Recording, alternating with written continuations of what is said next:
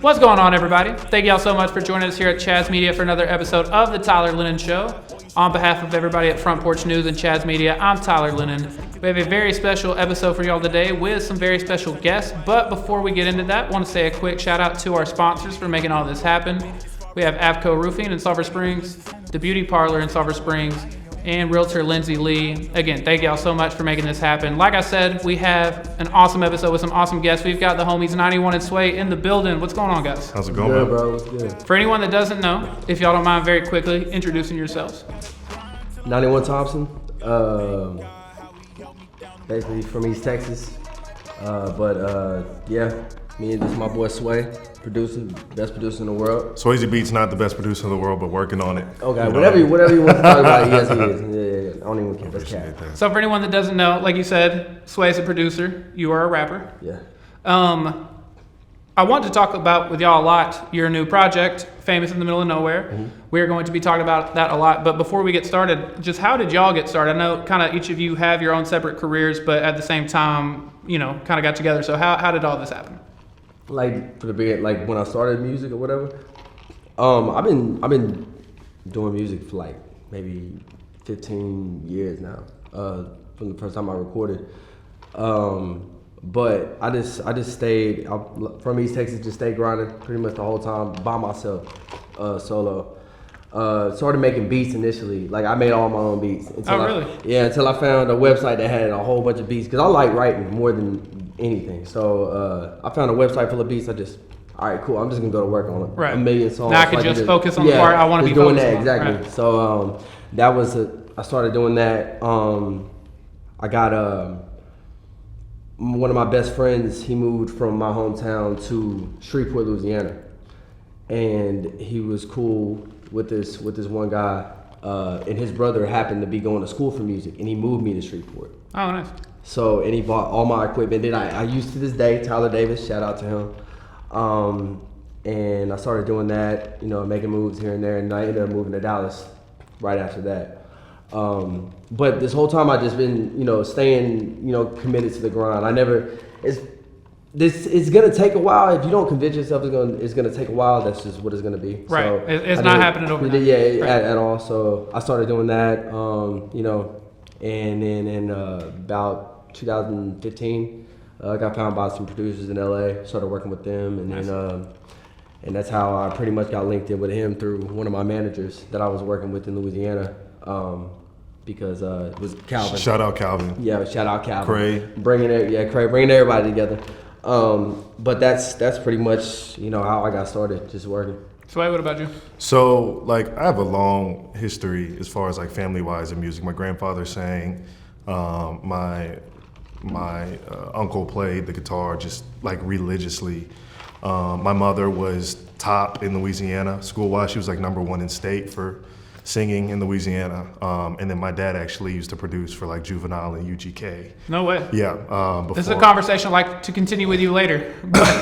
Yeah, absolutely. And so, you know, he ended up going through some things and getting away from it. Probably like summer of, I don't know, 2009, 2010 maybe.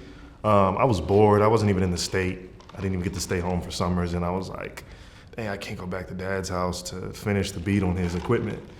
And the iPhone 3G or whatever had come out. I was like, I wonder if they got something. I think Timbaland had come out with like a beat thing on there. And as soon as I found it, I was like, ooh. So I started making beats on my phone. I started on my phone. And then one of my friends put me on the And around what age is this? It's like 12, 13. Damn. Yeah, 12, 13, 14. So I did kind of want to ask you about that because like I'm super nerdy, especially about music production. And I always wonder, like it makes sense to me that growing up as a kid, you might want to be a rapper or a singer or whatever. But I've always wondered how producers end up finding their path. Like that was just something you knew immediately, like, nah, I want to make beats. That's what I want to do. I think it was because I've always been like super obsessed with how things sound sonically. Like we like things that don't sound typical and we don't know why. And I always found that fascinating how like, for example, why do we hate this quote unquote horrible beat? Well, what's so sonically pleasing about it, even though like generally we wouldn't hear that? And just like, I don't know, man, something about like a harmony that's just so nice. Right. And I can't sing to save my life. So the next thing was to go play it out instead. Fair. So, I mean, I would write and stuff all the time, but, being able to put something down and like tweak it over and over and over again with a limited amount of equipment. And then my dad making beats, I knew that's what I needed to do. All right, so y'all find each other. Did it immediately like, oh yes, we are making music together from this point, or how did that go? He was just he sent me a beat pack because he was still in Lafayette. Yeah, I hadn't even moved here yet. He just sent me a beat pack he already had, and then that's when I did, which I don't know if you heard all of it, but Insecure and Hangover, those 2 songs, that's when I took From What's the Move project. From What's the Move, and then all of a sudden, when we got in the room, we just like, all right, this is what we're gonna do, like, and do. It was just like instant. Yeah, because I don't think we requested like each other to like work on music together. I think we literally. Because I've never worked with a producer ever. Yeah, so I think we were both like, once we figured out that our egos weren't completely in the way and we knew the end goal, like, I could figure out like, okay, I can bend to stuff that he's used to being on, right. But I could also, kind of be like, hey, what if we say it like this? And he'd be like, oh yeah, let's try it. He wouldn't be like, you're wrong, I know what I'm doing. I mean, anything creative, whether it's music or whatever, like it has to work that way. You have to be able to hear the other one out and try it at least. Every time. And I've always been the person, I can't help it, like I've always been the person to be like, I won't say controlling, but like, we've got to at least try this and figure it out. It's way more. And I'll admit, if it's trash, I'll be like, yep, that sucked. Thank you for helping me do it. and then we eliminate it. But like, there's times where I'd call him on the phone. I remember one of the first songs, Buried in Balenciaga, I was in TJ Maxx. And I was like, no, don't go, I said, go, And he was like, all right, bet. And he put it down and sent it to like, and that's how we made a lot of our songs. And it came out like really good, like he killed it. So once I figured, Buried in Balenciaga, I think is the first song off of What's the Move, where we were both like, all right, I think we can really, really work together on some stuff. I will say I always love, there's not a ton of them, but a rapper-producer combo. I'm going to say a name for y'all, and you're either going to be offended or love it or not know what I'm talking about, but Chitty Bang. I used to love Chitty Bang back in the day. That was a rapper-producer combo, and they were great. Yeah. Zafoon as the producer was amazing. Chitty was a great rapper. Do y'all consider yourselves like attached at the hip at that level, or like y'all kind of do your separate things still, or? No, honestly, I ain't like anything that I even do outside of like recording on, because I'm constantly, he already knows, I'm on YouTube like all day. That's all I do is listen to beats. I'm a nerd. That's all I do. Literally do. I don't even make music, and I do the same thing. I listen to beats all day. So anything I have, I'll just send it to him if I really want him to recreate it or whatever. But just like kind of a vibe or a sound. Yeah, he'll come up with a vibe, and then I tell him, I'm like, bro, I know you like this beat, but it's not gonna sound nothing like this. And I'm like, okay. And he's like, okay. Because that's how Sliced Bread didn't sound nothing like that. Yeah, there's several songs. Nothing like that. But we sat in there and we're like, you're just trying different stuff, and we landed on something. I just want it to sound good. I don't care if I came up with the reason why it sounded good. You right, know what I mean? right. Because that's not what it's about. Which I will say, we will be getting into your new project again, Famous in the Middle of Nowhere. But first, we want to hear a quick word from our sponsors, and we'll be back with more from 91 and Sway. Hi, I'm Lindsay Lee, realtor at Caldwell Banker Watson Company in Sulphur Springs. Born and raised in Hopkins County, I am the small town realtor you are looking for to help buy or sell your home. I specialize in farm and ranch, residential, and lake properties. Contact me today and let me do the work for you. Get your key with Lindsay Lee.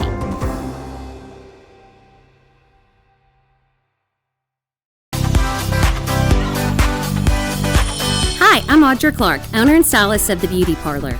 We are located at 206 West Shannon Road in Sulphur Springs, Texas. We are Tony and Guy trained, and we specialize in custom cut and color. You're already beautiful. Come let us highlight it. At Avco Roofing, we strive to fulfill our mission statement of protecting homes, strengthening families, and building community. It's more than a slogan. It's the heartbeat of who we are and how we serve our customers. Located in Sulphur Springs near I-30 and Broadway, there's no project we can't handle. Call Avco Roofing for all your home and commercial property needs. All right, and we are back. We got 91 and Sway with us. So we were just talking about how y'all kind of got together, and then obviously from when y'all got together to now, there's been a lot of stuff. So can you kind of just walk us through that, how all of this has come about? Man. Any projects, before we talk about your current project, any project maybe someone missed y'all want people to go listen to? Mango Malibu, definitely. Mango Malibu was the first project that we actually put out like together. Mango Malibu Deluxe. We were blessed with features from Cade, from Don Lewis. Jay Riz. We had Jay Riz on there. Real quick, if you don't mind, I hate to interrupt y'all, but Cade and Jay Riz, both people I'm super cool with. Love both of those dudes. Super dope. And I have to ask y'all, East Texas people, and I feel like East Texas in general, whether it's sports, music, whatever, we very much support each other. Yeah. And for that reason, like before I even knew who y'all were, I was like, oh yeah, just like Cade or Jay Riz or whoever, like I want to support y'all. Y'all made that very, very easy to do. One, y'all are just very good at what you do, and seeing y'all perform, just seeing y'all in person, like y'all are just super cool people, you know what I mean? But it feels like y'all feel very much the same way. Like you said, Don, Jay Riz, Cade, all these people also from East Texas, you want to kind of like stick together, let's help each other out. Oh yeah. Yeah, absolutely, without question. And Cade reached out to us first, like. I know we had met because he was still with Peckus, and then you didn't go out there the first time, did you? To Fort Smith. So I met Cade the first time, and I showed him a Little Red Ferrari. Like then I was like, hey bro, I want you to get on this, and it was like a year before he actually did it, where we got to do it. So yeah, Cade's just natural energy. That dude. Cade is the only guest we've ever had on the show who's appeared more than once. We love Cade on this show. Cade loves the show. That's the homie. That's the homie. Cade is wild. That's my dog. Yeah, man. No, let's do it. Absolutely. Cade lit. And everybody back there like, yeah, you're right. Cade, yeah, Jay Riz, Don, like all of them just super dope. I want there's so much talent in East Texas and nobody knows that really outside of East Texas. And if we just continue to like add on to that support system, we will all win. And there's enough money and success for everybody to go around. You know what I mean? That's what I don't understand, because even like with what I do with writing or with rap, country, anything, like y'all, we can all do this. Like we can all support each other. We can all do what we're trying to do. And I've never understood why some people don't have that same insecurity. talent. That's fair. Hands down. So, but that's the thing with Cade. When we are all hanging out, we instantly like realize that like right off the bat, like that dude is so talented. He makes you want to get better. Like he really does. Right. And I know he said that same thing. He's like, oh, you inspired. Nah, he tells us that all the time, and we're like, all the time. Like Cade really does want to make me get better at everything. Performing live, that dude's phenomenal. He inspired our set a lot. Phenomenal. Well, I wanted to ask y'all that as well. So I had always known who y'all were, but the first time I got to meet y'all was when y'all played with Cade, his final show here in Commerce. And the second I saw y'all perform live, I was like, oh no. Again, I'd heard your music and everything, but seeing y'all live, I was like, no, they're for real. I appreciate that. And I think I've been to so many shows, and there's certain people who are great studio artists, but just not really great in person. And y'all very much are. Does that come natural to y'all? Do y'all just have an energy that makes everyone in the crowd look at y'all and like, hey, dude, they're having the time of their life. I'm about to have the time of my life as well. There was a very big part of the time where I was so focused on the project, and 100% forced me to say, like, I know things are going to take a back seat, but I'm focusing on this show stuff. And he took it by his neck and just killed it. Like, I really wasn't, he would call me and ask me about things, but he sat down for months and just perfected it. And I know that he spent an extreme amount of time making it what it is while I was on the back end finishing our stuff up. So I really got to owe it to him, and just him just letting me be a good hype man. Like You are an amazing hype man. I appreciate that. You really are. But he really orchestrated and had the idea and the vision, and like it's been fun ever since. When you're making the music, how much of it in the back of your head is like, what is this going to be like at a live show? Or are you just making the music you want to make? It changed over time. It wasn't focused on that, and then we did a couple shows, and then we were like, all right, we need to figure that out. It did change. I mean, seeing Cade for the first time, like performing, I was like, all right, cool. That is the standard, you know what I mean? Right. Cade is like phenomenal. Like all the guys, like all of them, they're just ridiculous. So I'm like, man, all right, cool. Let's go make this happen. That takes time. So I never thought I was like, right off the bat, okay, I was gonna be like phenomenal. I never thought that. But I was like, okay, if I just take this one day, because that's all I know. Take one day, I'll be better than I was yesterday. Right. The only thing I can control. You can practice it so much, because like I feel the same way about doing these shows, broadcasting games. Like you can quote unquote, even on a podcast, you can quote unquote practice it, but like until it's live, until there's people watching you, you don't know what you're going to be like until that moment, and you just have to take each experience and be like, okay, and just keep going from there. And I love performing. I don't like going to Six Flags. I don't like going to do nothing. I don't like being around a whole lot of people at one time. It's crazy, but I love performing. I do. I love that. And I will say that like that was a pretty packed show that y'all were performing at. The one I got to go to in Commerce, like there were a ton of people. Oh my God, yeah, that was dope. And I think I brought this up to Cade, but I can't imagine there were plenty of people in there who didn't know your music and still had the time of their life. I know. You know? And like, have you ever been to a show and you don't know what music's playing? Like, that's not a fun time. But with y'all, even people that didn't know it were like having the time of their life. But that's such a huge. Like, and I understand that. That's why I never really care about. Okay, listen to what I'm saying. I don't care about that. Like, I want everybody to have a good time. That's why I mix in songs that they do know. You know what I mean? And we incorporate that into our set so that everybody can have a dope time and everybody can have fun, try to, communicate with the crowd, see if everybody's listening. And honestly, Cade's energy, towards us helps that too. So it's just like everything just all mixing together. I absolutely love doing shows. I can't wait to do them again. Hopefully soon, we can knock that out and start doing that again, especially with Cade, Oh, absolutely. But yeah. I have to ask, y'all said the music changed a little bit. We have a new project out, Famous in the Middle of Nowhere. Yep. One, I had to tell y'all, there's a phrase that in our day right now, that gets way overused. It is quote unquote no skips, which means the album doesn't have a single song you would skip. It gets used way too often. There are some of the greatest albums ever made that do have skips, but I've been listening to this thing on repeat. It is a no skips album. Y'all made a no skips album. How much of that, you mentioned the music's changed, you kind of have that in the back of your head. These all sound like, to me, songs that will be amazing to hear live. Man, I mean, a lot of these songs are like I know it's like Best Investments Ever. Had that song in the vault for a while. We tweaked a lot of songs over the like literally I can probably say like over the years, because some of these have like been at least a thought for 1.5 to 2 years now that I think about it. Or at least we've been thinking about doing something like them for a long time. We just hadn't gelled at the time. And a lot of these, there were songs, disclaimer, this should have been 3 different projects and we scrapped it at least twice. Because it was going to be I'm not going to say that. I'm not going to say that one yet. It was going to be this one, and then we changed the sound afterwards. Mm-hmm. Because it was going to be one and then we were making songs that didn't match what we envisioned that project to be. So we basically scrapped both of them. How tough is that though? Because like you're making a project, you have a sound, but then you accidentally start making some other stuff, and you're like, you have to separate yourself from the music and realize like, okay, how would I feel if this came out, and being realistic and not hypercritical of yourself. But I get so inspired when you change. I don't know what it is. I'm like, I have 4 song ideas, like right out the bat. The second you found that new sound, you're like, I'm ready to go. Yeah, you can ask him. And there's times where we're like, all right, well, we might use this for later. And a week ago, we were like, this is going on this project. So that's what some of these songs are. Mango Malibu, there was like 40 songs we recorded. Yeah. Oh, wow. But we only used 15. Yeah. Which I feel like it's the perfect amount. I think 10 to 15, because I've always been someone, I'll listen to a 20-track album, but most people will not. That's a lot of time to invest, and it's hard to I love albums. It's hard to be on that level for 20 songs or keep someone's attention. So I feel like 10, 15 in that range is perfect. You kind of already alluded to it, but like, how did the project itself come about? Y'all finally decided like, this is what we're making, this is what we're titling it, this is what it's going to sound like. He's going to hate me, but there's songs that I'm like, I think we should revisit, that he's like, I don't know yet. And then there's songs where I'm like, I knew I'm not doing this.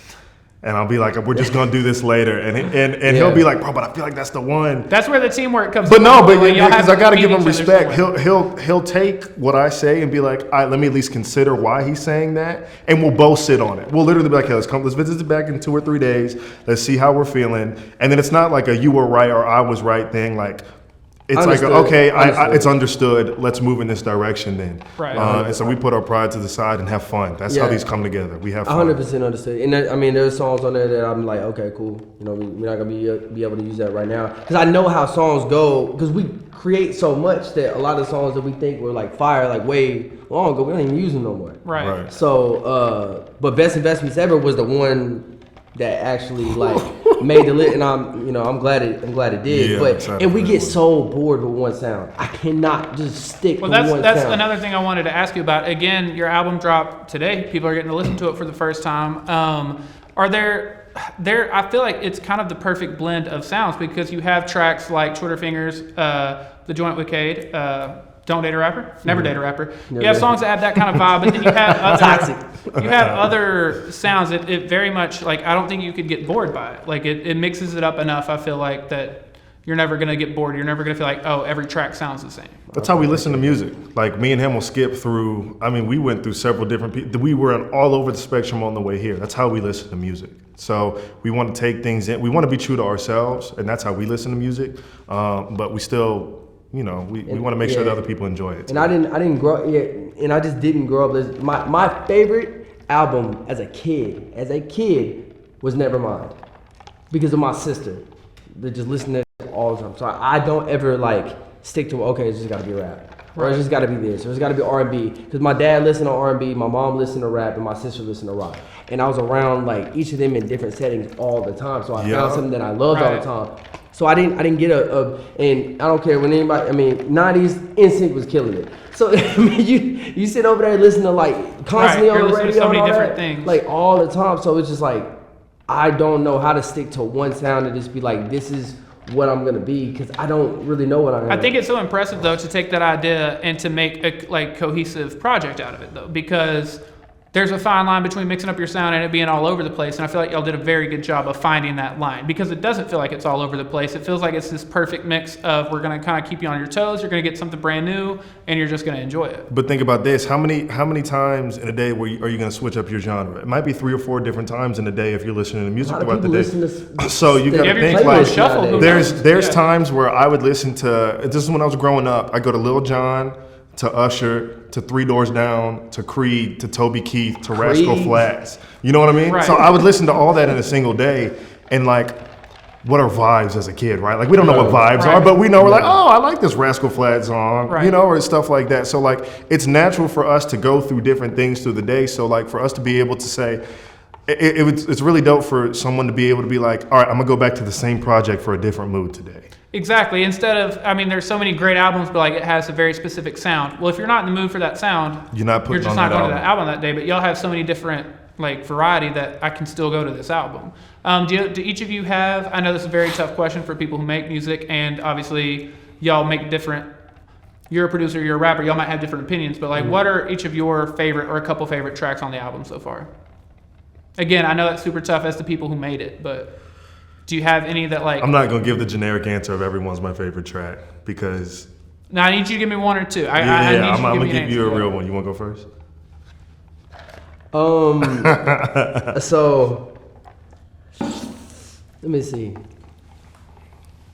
The one that I enjoy listening to the most, I'm not going to lie, after mixing and everything like that, Never Date a Rap is crazy. I love that song. That song is amazing. I listen to that song literally 10 times a day. Like, it's amazing. I'll answer the question for y'all. For my it's that and Twitter Fingers. I probably listen to Twitter Fingers 15 times today. I really do. And Necesito, because I don't speak Spanish. I had to ask you that.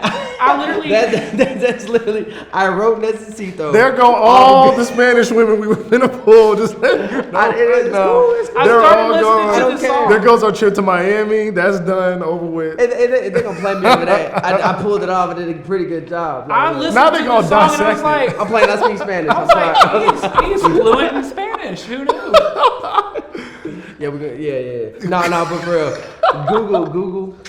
Me and homies. Yeah, right there. But you literally Google translated the song. Mm-hmm. The whole thing. Don't, look. He knew some. Don't let him trip. I grew up. Look, you really? I was. You took too long to say. I'm a bad liar. Okay, I don't know how to do that.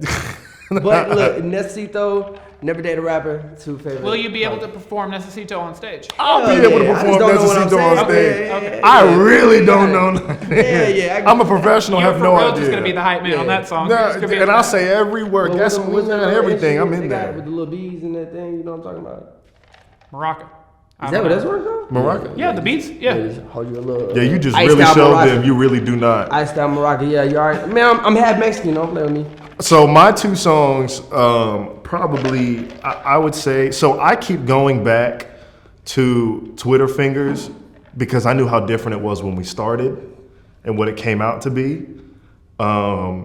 I didn't even realize you just said that. I'm glad you said that because I know. That was like one of the last songs we added on there. I know. It was definitely. Knowing that in hindsight, I'm so glad y'all put it on. I for real listened to that song like 15 times today. That song is amazing. Right before it went on, I rearranged the whole thing. I said, look, we're gonna do it this way because I was asking him to add stuff, and then I was like, well, I hear songs without this stuff. How can we do it without all the things I was asking him to do? And like that's how it came out. And I was like, I love it. So Twitter Fingers for sure is one of my favorite. And I think for me it's Who the F is Sleep, because that's the first song I ever actually rapped on. Oh, okay. That's my first song I've ever got on. So I'm really excited about that one because I've never done that before. And a lot of my inspiration is from Lex Luger, Timbaland, and they've all gotten on their own songs before. Right. So I wanted to do that one time. Timbaland, man, a killing doing that kind of stuff. Super excited with how it came out. So that's definitely my second. Now I have to ask y'all this. Y'all know Cade, close friend of mine, and I'm a big fan of his. It, in hindsight, was an amazing idea, but y'all got a Cade feature, but did not have him sing the hook. Was that the plan going into it? Yep. It was. You were like, we're getting Cade, but he's not singing the hook. We're singing the hook. Like, I got this. And I wanted him on the first verse. And in hindsight, again, that's such a great idea because I'm not the one who makes music, but if you're me, I'd be like, you get Cade, he's going to sing the hook. Maybe he has a verse, but he's singing the hook. And y'all were just like, no. He's talented Cade enough to do everything himself. You no. know what I mean? So like, what? So what? Cade is No, not, you do sound amazing, like, as is. Like, you don't need features to sing. So he's but- so good, I try and make him do as much work as possible so he doesn't get a big head and think he can just Nah, slack Cade off. Cade can do everything. So it's just like, okay, like you almost want to. It was a Not chance test him, for him to, but like, okay, let me showcase see. more kind of Yeah, rap. let's put him Actually, in. Because Cade rap, sing, Right. if whatever style you want to put him on, like he could really do. You've heard it, like live, you hear it. Right. Like if you wanted him to do some super pop stuff, like he can do it. We thought about Rocks- putting him on the second hook, The but then we screamo didn't. stuff, crazy. We thought about putting him on the second hook, but then we didn't. And we don't want to use Cade for what people might think he wants to be used for, or what he thinks. Because I was supposed to wanna, be you know? doing the last hook on Galaxy, and I did it 37 times. And I called him. I said, "Cade, this ain't working, bro. I can't." He said, "What do you mean? What do you mean? You know, all that heavy." He said, "No, just send it to me." I said, "I really don't. I really I just don't have it." I said, "I'm gonna send it to you, bro." And I'm just like, and I was in the middle of bouncing it, and I did send him one. I almost sent him two. I was like, "Nah, I ain't sending him this one. Here, I'm just gonna send it. Look, I can't do it. We're gonna keep yours. I'm just gonna co-sign what you do on there because Cade is what he does is phenomenal. So that I didn't want to just put him on the hook. That would have been the most like typical thing ever. Oh, for sure. I mean, it would have been a great idea, but it ended up being a better idea that you didn't. And I think that's why I wanted And to he bring it up. killed Because Give like, credit to He Cade though, killed it. because he Killed it. sounds so good in there. Like and especially on that beat, like that's a perfect beat for him to hop on. he sent me the vocals because I mix and master all of our stuff, and he sent me the vocals, and I was like, let me just turn this here. I ain't gonna do nothing else. He killed it. He's like, here it is, just plug it in. I made one tweak, and then he sounded perfect. I'm like, this dude is ridiculous. Cade is ridiculous. It is. So it's a pleasure to work with him, honestly. It really is. It's a blessing. And I was chilling. He said, "Hey, how's this sound?" I said, "Listen to it." I'm like, he said, "You like it?" I'm like, "Bro, do I like it? Like, what are you talking about, Cade? We're both on the floor It's like, trash. oh my Like, God. what do you want me to say? Like, it's fire, bro." Think you're gonna use it? Shut up, Cade. I'll call you back later when it's done. I have to ask y'all, unfortunately, we can't keep you here all night. For anyone who hasn't heard the album yet, obviously came out, I guess they've had about 24 hours. By the time you're seeing this, they've had about 24 hours to listen to it. For anyone who hasn't listened to it yet, anything you'd like to say? Anything they should expect from the project? Just anything. There's gonna be something for everybody on there. Like there's 10 songs on here. We probably gonna get 10 different answers on like stylistic, preferences on everything. But there's something for everybody on here. Hope everybody enjoys it. It took a combination of like I did 2 want to ask that years. part. It took y'all how long to make it? So how are you A feeling? while. How are If you we're gonna feeling go about back from the Yeah. first song, we're a year and a half to 2 years It in. took a while, but on this I one. feel like everybody's going to enjoy it. We took a lot of time on everything. It's gonna sound like us, regardless. Yeah, We can never try and copy. I other can't people. fake anything. It sounds the like accent. us. Even when we try to sound like other people, you would not believe Every how time. many songs we were like, well, what if we kind of tweak, and then it don't come out like that at Absolutely. all. So- So enjoy it, have fun, go party to We it, have some absolutely- drinks. Is there We any have chance, I hate to like make it hot if you can't announce something yet, but is there any chance we might get to see y'all perform any of this live? Absolutely. Oh, Absolutely. 100%. Absolutely. So what they're saying is go download it, go stream it, go listen to it, and get ready so we can all go see it live together. Famous in the middle of nowhere. You can have fun, turn Drop up. it. Absolutely. Where can Let's people enjoy. Where can people find it? Spotify, Apple Music, all streaming. Wherever you normally listen to is gonna be on there. Let's have fun, turn up, all that. And where can we find each of you? Social media, anything like that? 91 Thompson _ Twitter, Instagram, all that. 91 is Sway on TikTok too. Irritates the living hell out of me. Because I'm making freestyle on there. Y'all go catch us on TikTok. It's a great idea that you do that, though. Because before I even knew who y'all were, I saw you on TikTok, and I was like, he can rap. Like, so that was a great idea that it makes me sick. That's why I make them do it. Honestly, I'm like, you know what? You so talented. Do it again. Do it again. But you can find me Instagram, Damn It Swayzee, DAMMITSWAYZEE. Same thing on Twitter. It's just Swayzee with 3 Y's. And we're just cracking jokes, having a whole bunch of fun and partying. You know what I mean?